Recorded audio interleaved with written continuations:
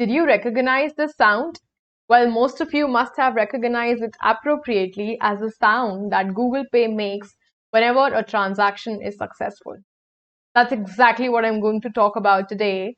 That is the psychology of sensory marketing that involves the marketers to use at least one of your senses whenever you're interacting with their brands, be it olfactory, gustatory, auditory, or even visual as well as tactile.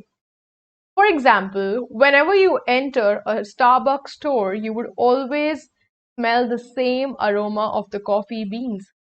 That is having an olfactory influence so that it creates some memorable experiences or nostalgic perceptions in your brain. Similarly, the MasterCard transaction or the Google Pay transaction makes the same sonic sound whenever you make the transaction through their platform, which creates an identity of the brand that this is something which I am aware about. And similarly, there are a lot of visual cues as well as tactile ways by which the brands position themselves among the consumers so that every time they encounter the same sensory experience, they are reminded of their brand.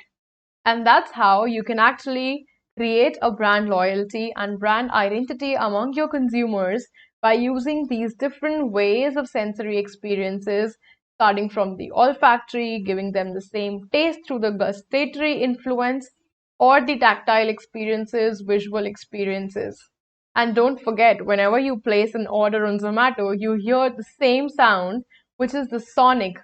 That is the way by which the auditory influence is having with your consumers as well as the brands are interacting with their consumers. So use the sensory marketing and see how your brand reaches the masses of consumers.